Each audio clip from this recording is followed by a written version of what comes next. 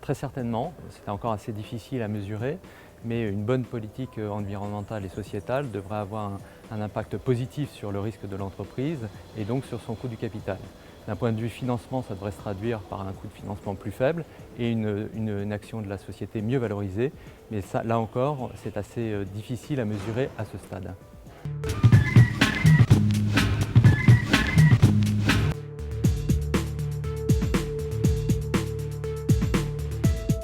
Pas du tout. C'est une fausse impression.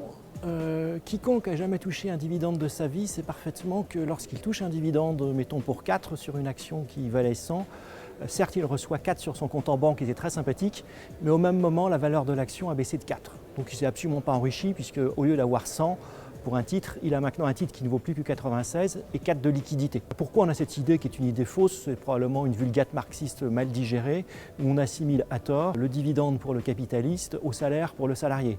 Vous et moi, quand on touche notre salaire sur notre compte en banque, on a effectivement de l'argent qui arrive et on s'est enrichi du montant du salaire. Tant mieux, ça aide à faire face aux dépenses à venir. Ce n'est pas du tout la même chose, comme je viens de l'expliquer, en matière de dividendes. Enfin, si on voulait une métaphore pour le dividende, la meilleure métaphore, c'est celle du distributeur de billets. Quand vous allez à un distributeur de billets, vous récupérez des liquidités, mais vous ne vous enrichissez pas d'autant, vous le savez très bien. Votre patrimoine est toujours le même. Simplement, vous avez liquéfié une partie de votre patrimoine, vous avez obtenu des liquidités. Eh bien, c'est la même chose que fait un actionnaire lorsqu'il reçoit un dividende. Il ne s'enrichit pas, la composition de son patrimoine s'est marginalement modifiée.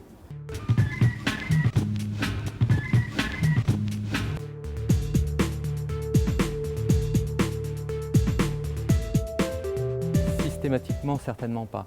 Les dividendes, comme les rachats d'actions, sont un moyen d'allouer les liquidités entre l'actionnaire et l'entreprise. Si l'entreprise n'a plus de projet d'investissement à valeur positive, dans ces cas-là, oui, ça permet de ne pas détruire de la valeur.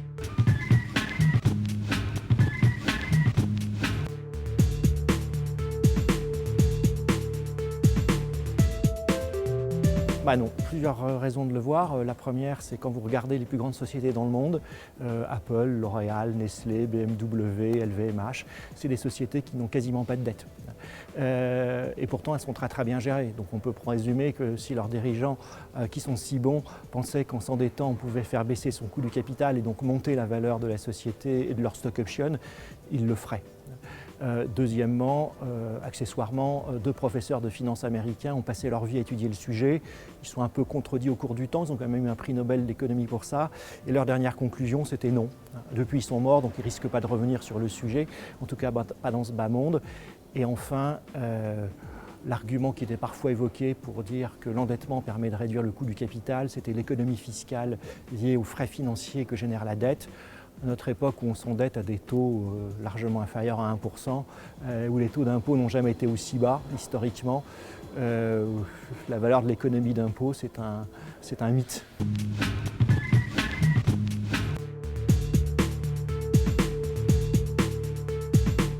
Vous le constaterez effectivement dans les graphiques qui sont dans l'introduction du Vernimen. Il y a de moins en moins de sociétés cotées en bourse, de plus en plus de sociétés financées par le private equity. Donc les bourses ont tendance à perdre du terrain par rapport au private equity.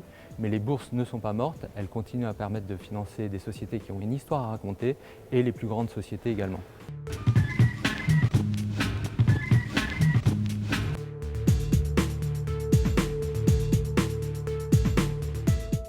Ben non, il paraît tous les ans.